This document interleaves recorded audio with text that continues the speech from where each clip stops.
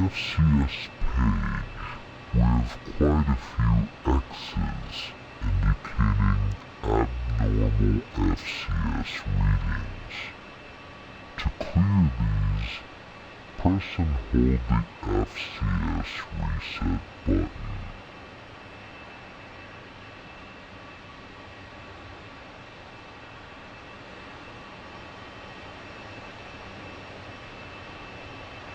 Located in the back of the left console is the panel for the onboard oxygen generation.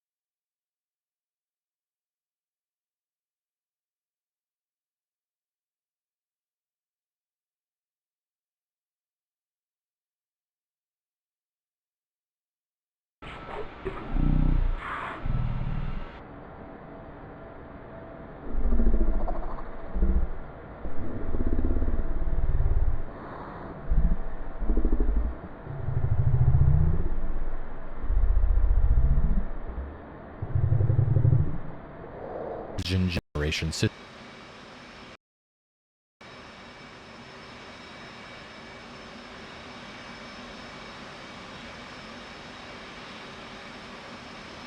To the left of the INS switch, this using your the radar will be in silent microwave the ground crew.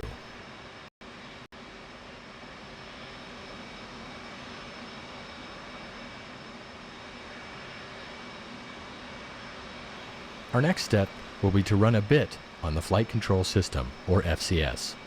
Before doing so, set the flaps to the up auto position with the F key, or 2 right mouse button clicks on the flap switch. We'll now run a bit of the Flight Control System. This moves the control surfaces to their limits to test for any software or mechanical errors. First, select the FCS bit page from the bit page on the right DDI. To run the FCS bit, we'll need to activate 2 controls at the same time. While holding up on the FCS bit switch on the right wall, press the FCS push button on the right DDI.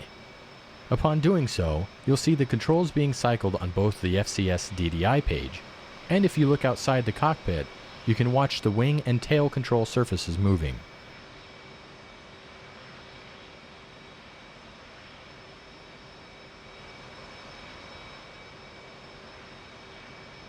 Once the FCS bit is complete, marked by the beep tone, place the flap switch in the center or half position with a left mouse button click on the switch. Takeoff is done with flaps set to half. Once we are airborne, we'll move them to auto.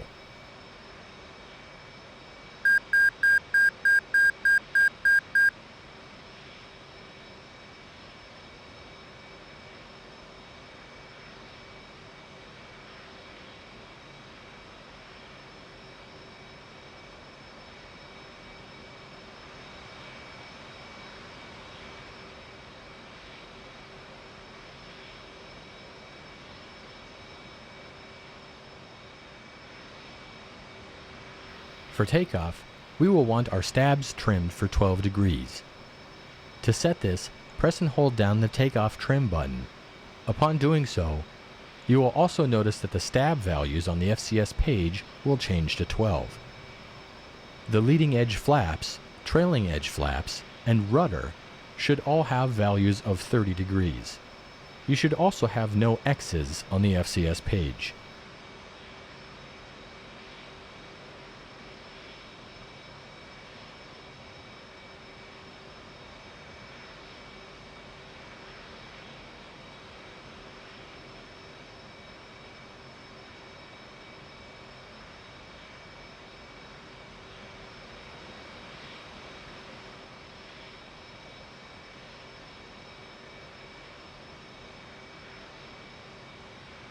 Uncage the backup ADI by placing your mouse over the SAI cage knob and rotating the mouse wheel aft until the red flag is stowed.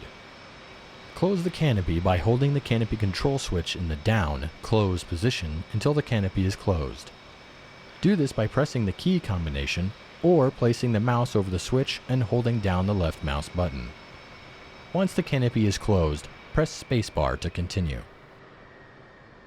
At this point, the INS has been aligned as indicated on the MPCD HSI page. Move the INS switch from ground to nav with one right mouse button click on the switch.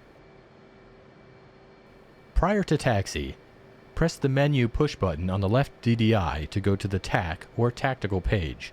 On the TAC page, you have access to sub-pages like the store's management system, attack radar, HUD, and electronic warfare pages.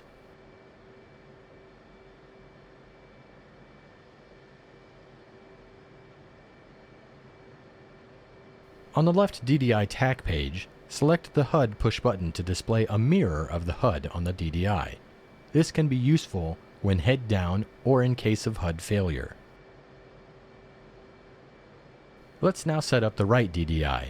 Press the menu push button on the right DDI to bring up the tactical page. Press the menu push button again to bring up the support page. Now on the support page, press the FCS push button. We will want the HUD on the left DDI and the FCS page on the right DDI when we taxi and take off. The parking brake system is operated with the yellow and black parking brake handle. The handle is currently in the park position, indicated by the fact that the park label is visible to the pilot. Release the parking brake now by rotating the handle 45 degrees counterclockwise from the extended position. This can be achieved by left mouse button clicking the handle or pressing the right Alt P key. This will release the lock and allow the handle to return to the horizontal stowed position, where the Emerge label is visible to the pilot. This concludes the current lesson on starting up the F-18. As mentioned earlier though, there is also an option for automatically starting by pressing left win home. You can end this lesson now by pressing the escape key.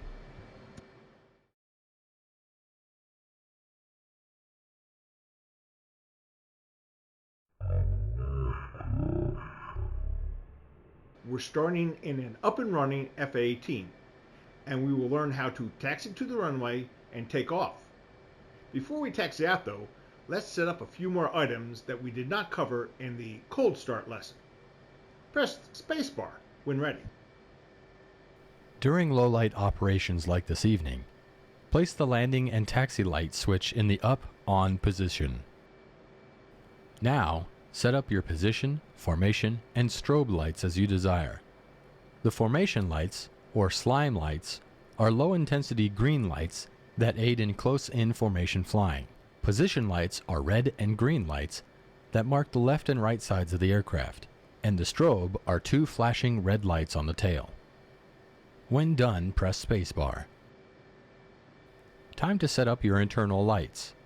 The instrument dial controls instrument panel lighting.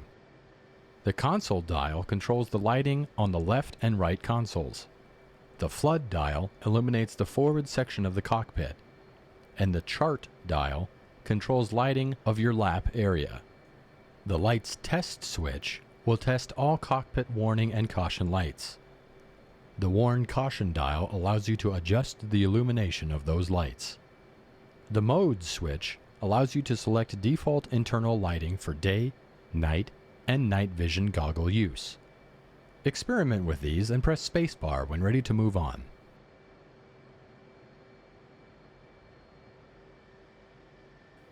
On the altimeter, rotate the pressure setting knob with the mouse wheel to set an airfield pressure elevation of 29.90 atmospheric pressure. Press spacebar when it's set.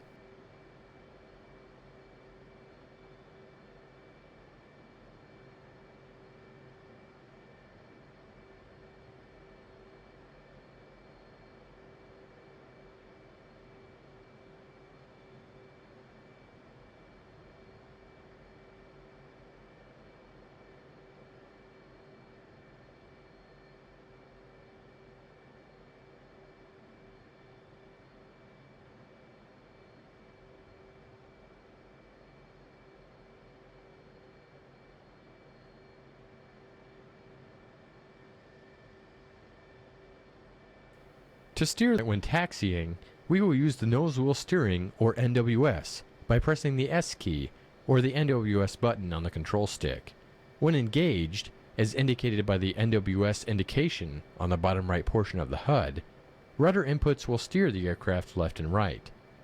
When the NWS button is held down, nose wheel steering high or NWS high is enabled and allows a tighter turn radius. This is quite helpful on a crowded carrier deck. Press spacebar to continue.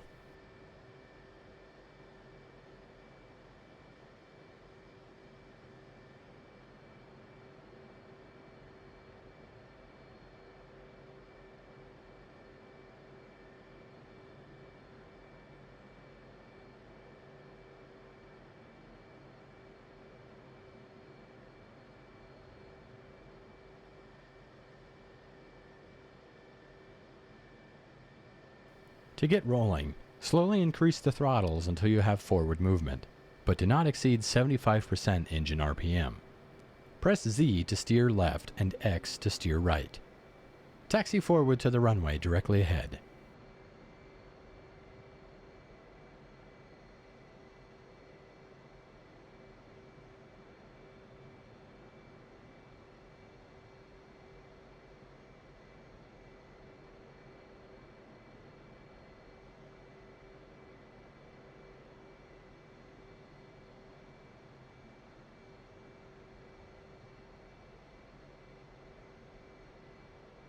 Keep taxiing forward and practice both normal NWS and NWS high steering.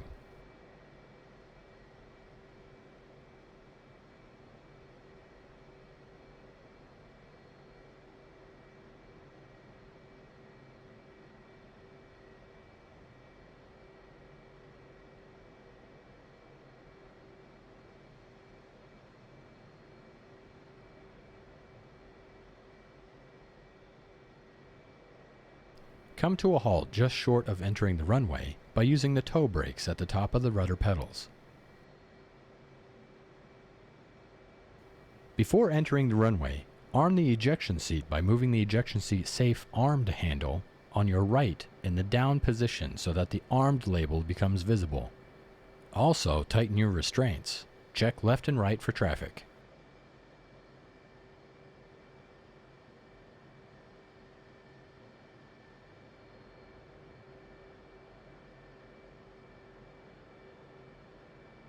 Increase engine RPM and enter the runway.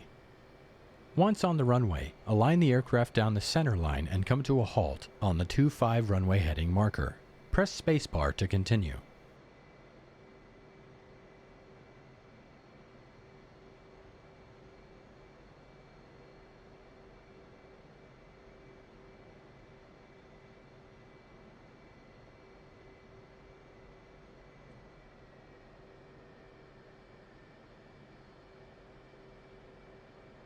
On the right DDI, confirm that the stab position is set to 12 for both stimulators. While holding down the wheel brakes, increase engine RPM to 80% and check that temps on the IFEI do not exceed 800 degrees centigrade.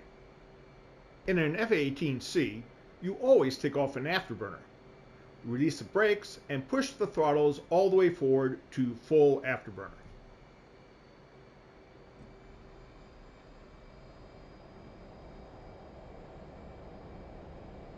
As you roll down the runway, keep aligned down the middle with very small rudder inputs.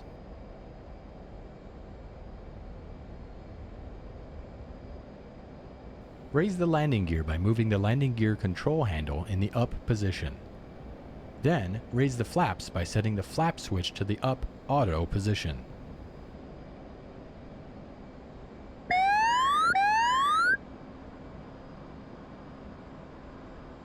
Congratulations! You have just taken off. You can end the lesson now by pressing the escape key.